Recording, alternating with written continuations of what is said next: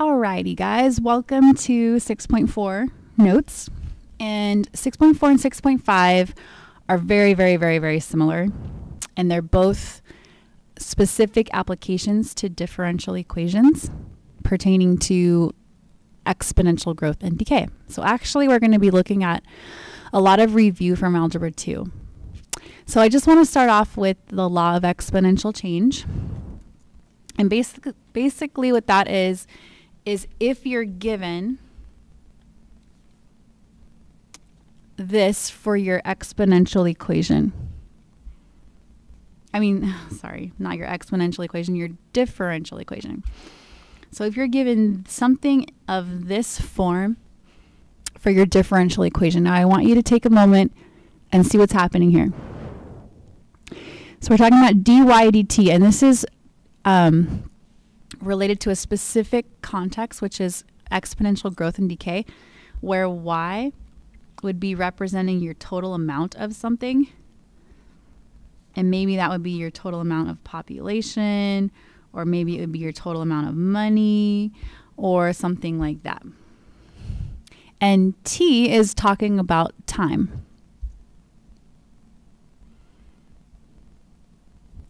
So this is the derivative of y with respect to t is equal to a constant times y. Well, it just so happens that if you were to solve this differential equation by separating the variables like we learned in 6.1 and 6.2, it would kind of work like this. First, we would begin bringing the y over to this side with dy, and to do that, we divide both sides by y. And then I'll bring the dt over to this side. And again, just think of dt as if it were dx. The reason we're calling it t is because we're specifically applying it to time. So what would happen is it would look like this.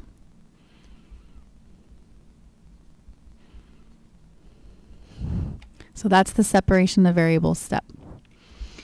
And then, as you recall, we had to integrate both sides.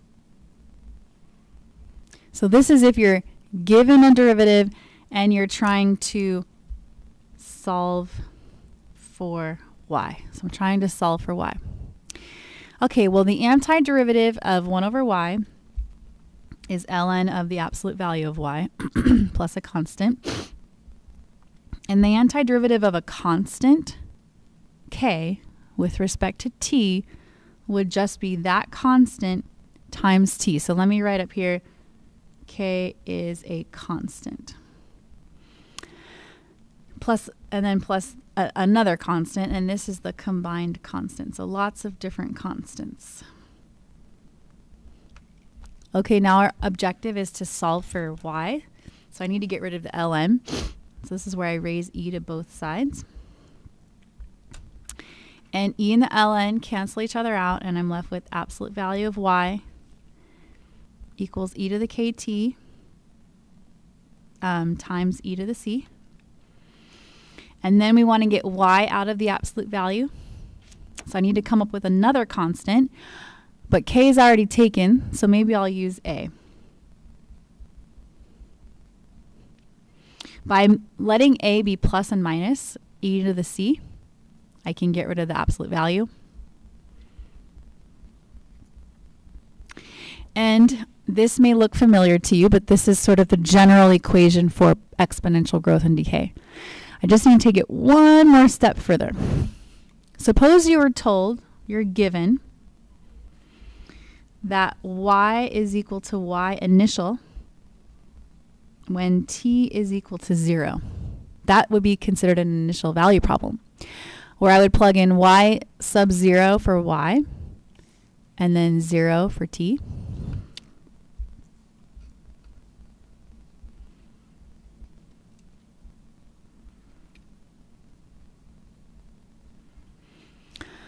Well, 0 times k is just 0, and e to the 0 is just 1.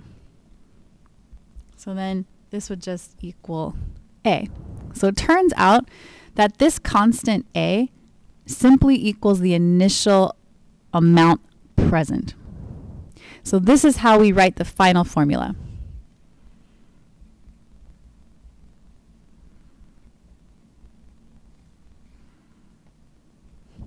And that y sub 0 is equal to your initial amount.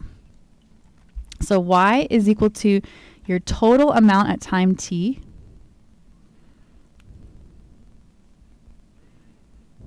y initial, or y sub 0, is equal to your initial amount at time 0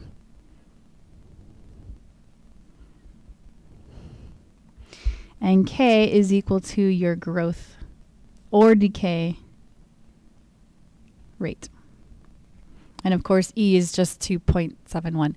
And T is time, which I mentioned somewhere, but I should probably write it down again.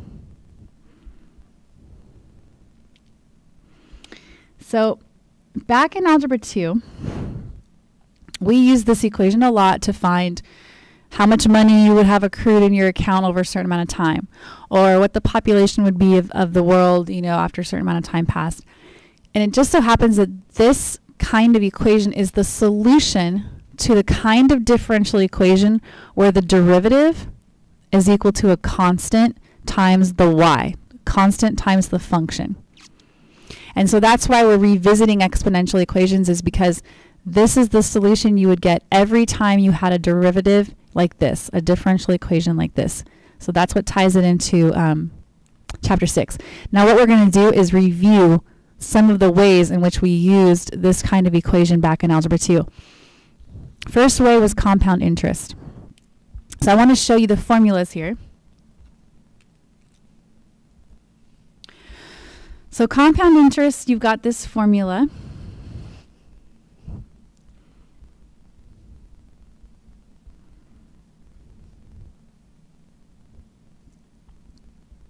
And notice the similarities between this and this, where this number is kind of like the quote y from this formula. It's the amount at time t.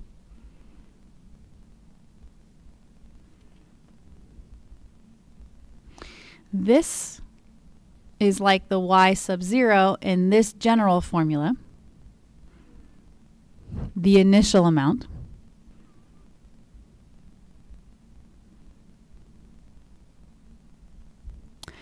All of this right here is sort of taking the place of E. It's going to turn into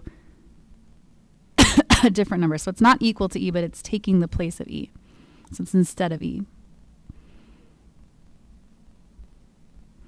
And then just really quick, R is the interest rate.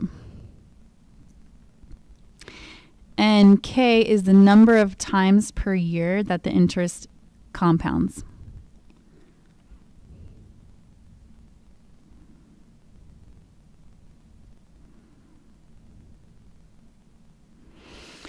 And then T is time. So then here the KT and the KT are exactly the same. So it's just a specific application of the same exact formula.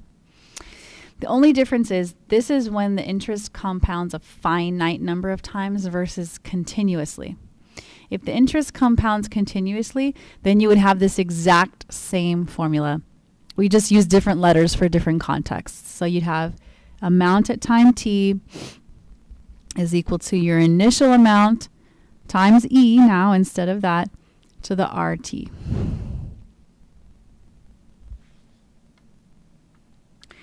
Where this is your amount at time t, this is your amount, your initial amount, and then R is your interest rate, T is time. Oh, and by the way, with compound interest, it's not just time. Generally, it's time in years. So these same definitions apply here too. It's just instead of having 1 plus R over K, you actually have the E because the interest is being compounded continuously. So every time you earn interest, it's continuously, moment by moment, minute by minute, second by second, compounding and adding to the amount you have in your account continuously. Here, you compound your interest a finite number of times per year. So the formula varies a little bit differently. So in example 1, we're going to go ahead and just apply this formula for annually and then this formula for continuously. So annually means once per year. So that means K would be 1. Okay, so we're being asked to find the amount of time. So notice we're going to basically be solving for t required for a $2,000 investment. That means that's the money you started off with. That would be our initial amount. To double, that would be our final amount. We'll go ahead and calculate that in a second. And then, of course, here's our interest rate, but we would write it as a decimal. So if I'm compounding annually, that means only once per year, I need to use this formula here. And notice my final amount should be double my initial amount. So my final amount should be 4,000. My initial amount, 2,000. My R value, 0.0825. My K value, 1, and I'm solving for t. So you just plug and chug. Okay, so I'm going to plug in 4,000 right here where A of t would go. 2,000 right here where A initial would go. 0.0825 where R would go. And then 1 where K would go. And begin to simplify. I'll start by dividing both sides by 2,000.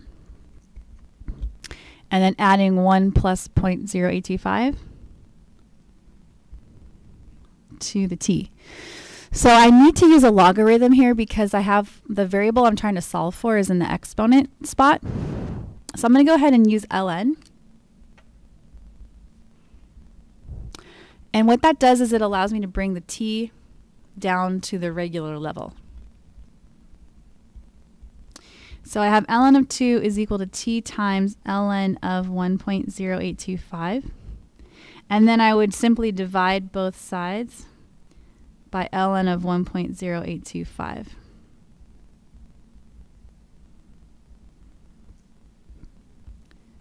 Plug that in my calculator.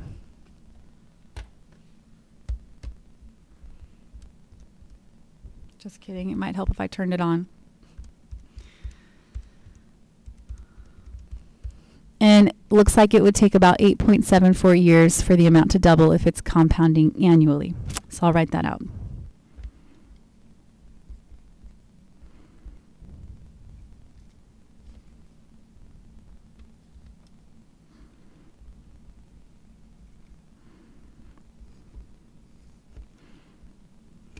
Okay, so then they want us to look at the same scenario, like what would it be if I were compounding continuously? So that's where I would use the formula with the base e instead. But all these values stay the same. So I'm still going to begin with my final amount of 4,000, my initial amount of 2,000, but now I'll use a base of e, and then r is 0.0825 t. And I'll begin by dividing again. And then I'll go ahead and use ln again.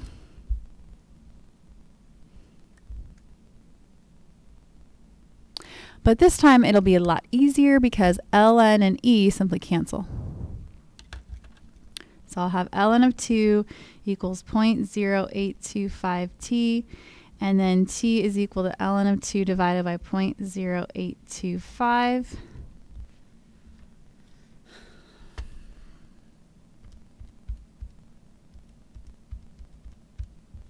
And it would take about 8.40 years to double if it were compounding continuously. So just a little shorter. So that's just sort of a quick review on how those formulas work, because we will be using them with this section since these are the solutions to this type of differential equation. All right, so let's go to the second page. So radioactive decay is another application of exponential equations, and it's basically the same thing as growth. It's just your constant is going to be negative rather than positive. So you still would have all of this. It's just now you're going to have a negative rate instead of a positive rate. And then I just need to put in parentheses K itself in order for this to be negative, k itself is positive, so negative k would be negative, just FYI. So let's just take a look at a calculator really quick. So maybe just do a little side bubble. Let's say I were to look at the, like y equals 5e to the 0.01t. So my initial amount 5, and then let's look at a positive growth rate, 0.01t. Let's go ahead and take a look at that on our calculators.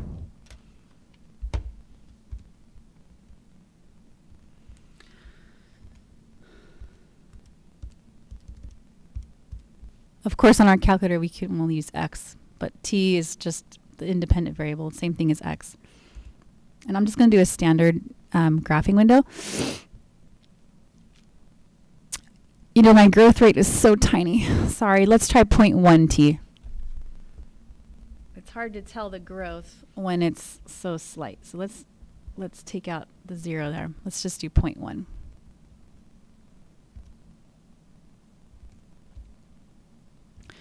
So at least we can see it growing. Okay, so you can see that when your growth rate is positive, as time ticks into the future, the amount for y is increasing.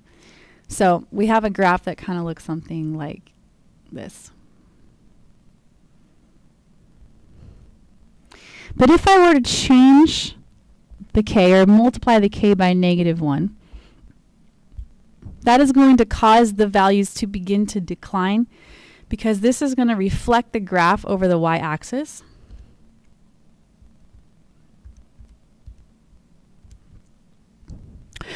That's the graphical way of looking at it. You can also think of a negative exponent as being divided rather than multiplied, so the numbers are getting smaller rather than larger. And you can see the difference here. As time ticks into the future, the values for y are declining. So that's basically the only difference. So notice how everything else is exactly the same. The only difference is instead of positive k, negative k. Okay? All right, so half-life goes along with that, and it's basically the time required for half. So it's talking about time, and it's the time required for half of the radioactive nuclei of a sample or substance or whatever to decay. So your k value, or you would have a negative k value in your exponential equation. And the book gives this formula, ln of 2 divided by k. And I just kind of want to point out something, that ends up being the same thing as this. And if you're not sure why, I could show you in tutorial. And the reason why I'm showing you this, well, I think it'll make sense as I do example 2. Either one's fine. Okay. And actually, you don't even need the formula, to be honest with you. And I'll show you what I mean. So in number 2, it's saying the number of radioactive atoms remaining after T days in a sample of polonium-210. That starts with Y initial, that's its initial amount. Radioactive atoms is that equation right there, which fits the general exponential growth and decay equation. Find the element's half-life. Okay, you could use this formula, where k, by the way, according to your book, would be the positive 0.005, because they're thinking of the negative as something separate from k. This is how I do the problem, because I don't like worrying about positive, negative, all that stuff. I just say, all right, y initial, I'm just going to make up a number for that. Here, let me write it here. I'm going to let y initial be whatever I want it to be, as long as it can easily divide by 2. So maybe not whatever, but any even number.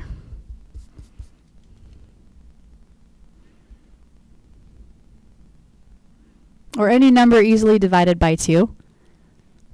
Because all I need to do is find half. Need to figure out how long it would take for half of whatever it is to decay. So maybe I'll just let it be 2. Well then this y would be half of that.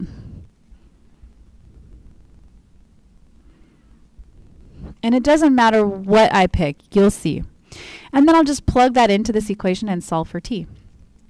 So I'll plug 1 in for y, 2 in for y initial, e to the negative 0.005 t, divide both sides by 2. And this right here is why you don't need to worry about whatever you pick. Suppose I had picked 10 for my y initial. That would make my y final be 5. So I'd have 5 here and 10 here. And if I were to divide both sides by 10, I'd get 1/2. So it really doesn't matter at all what you choose for y initial, or yeah, as long as it's just something that you can easily divide by 2. Okay, and then at this point, I'm going to go ahead and take ln of both sides, because ln and e will cancel, and so I get ln of 1/2 is equal to negative 0.005 t.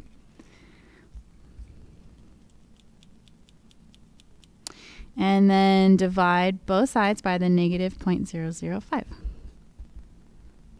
And so this is why I mentioned this earlier, because it kind of is what you get when you just sort of solve.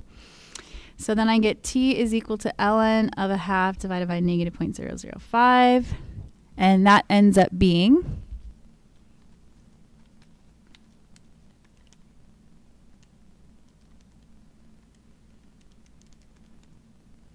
138.63 days, because it told us here t is measured in days. So 138.63 days. So that's the half-life right there. And notice I didn't even really need the formula. I don't really remember these. I just figured I'd give it to you since the book does. I always do this for half-life. It just makes more sense to me. Okay, then let's go ahead and do part B. So now it's saying, okay, your sample won't be useful to you after 95% of the original nuclei have disintegrated. So 95% have disintegrated, that means you have 5% remaining.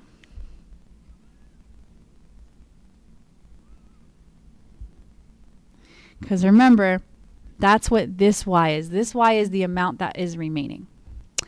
So then it says for about how many days, i.e. solve for t, about how many days after the sample arrives will you be able to use the polonium. So basically we're solving for t, and the idea is the same. I can let y initial be whatever. I'm just going to go ahead and let it be 100. I just think it's easier for me that way. And then y, it has to be 5% of y initial. And we know that 5% of 100 is 5. So I'm going to go ahead and set up the same equation that I did here. 5 will be my y. 100 will be my y initial. E to the negative 0.005 t. I'll go ahead and use ln again.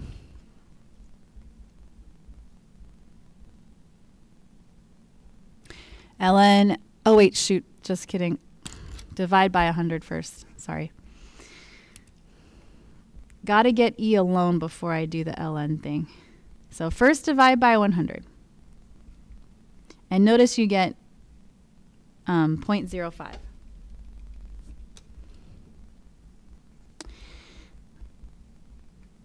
Okay, then now we'll take ln of both sides. And then ln of e will cancel, and then I'll end up with ln of 0.05 equals negative 0.005 t. So t would be ln of 0.05 divided by negative 0.005.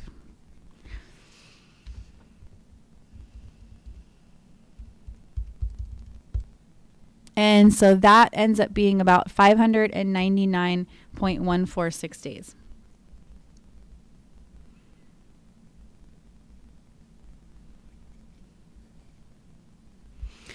So that's an example of decaying, where your rate is negative versus positive. Okay, another example similar to this.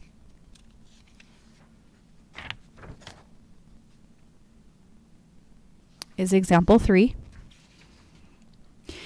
So it's basically going to have you first find, it wants you to see the effect of a relatively small error in the estimate of carbon-14 remaining. Oh, and it gives us the K value for carbon-12, which we need. Okay, is ln of 2 over 5,700. And then just so you know, they always think of k as positive, but when you put it in the formula, we're going to use negative ln of 2 over 5,700 because it's actually decaying versus growing. Okay, so a fossilized bone found in central Illinois in the year AD 2000 contains 17% of its original carbon-14 content. Estimate the year the animal died. So this contains 17%. So that means that's what's left over. So I'm just going to let y initial be 100 again because it didn't tell us what to let it be, so I can let it be whatever. The final amount has to be 17% of y initial. Again, you can use whatever you want. You could use 1 and 0.17. It's okay. It'll all work out in the end anyways. And so now I'm going to go ahead and use the equation, the same equation that we use with all of these growth and decay formulas. So we're going to let 17, oh wait, sorry. This is the final one, that's the initial one. 17 equal 100 e to the negative ln 2 over 5,700 t. Divide by 100.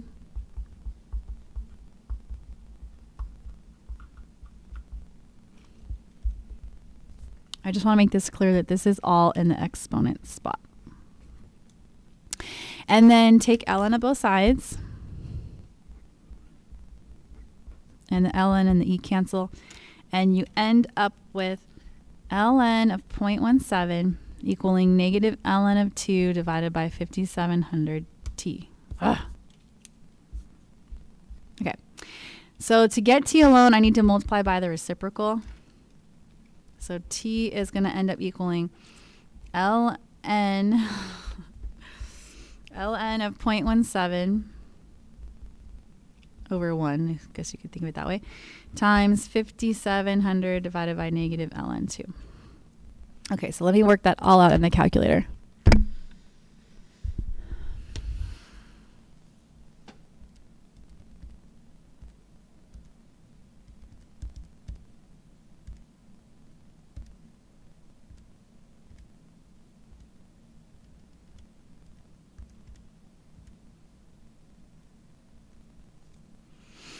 So it looks like this animal or whatever died 14,571.44 years ago.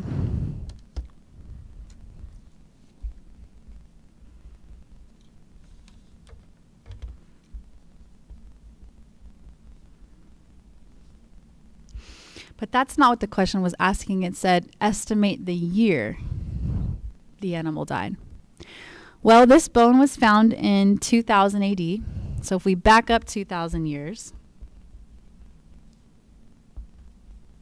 we find ourselves, well, backing up 2,000 years would get us to like 0 AD, and then we'd have to back up an additional 12,571 years. So that would be BC.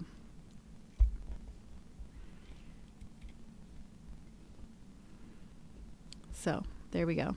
So approximately died in the year 12,571 BC because those years counted backwards. All right, so then in B, it's like saying to do the same thing but use 18% instead of 17% just to see how big of a difference 1% can make when you're talking about carbon dating. So I'm going to just take it from here because everything else would be exactly the same. I would just have 18 there instead of 17. So this would work out. So I'm going to take it from here. But instead of 0.17, it'll be 0.18.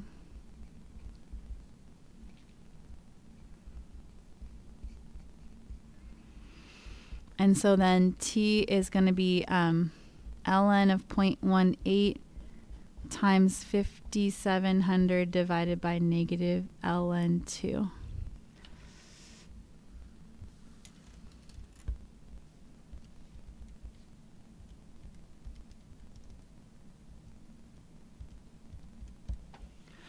So that's 14,101.41 years.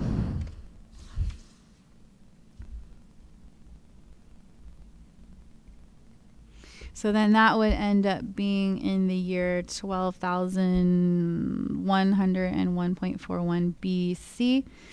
So it's off by about 470 years, which is kind of a long time.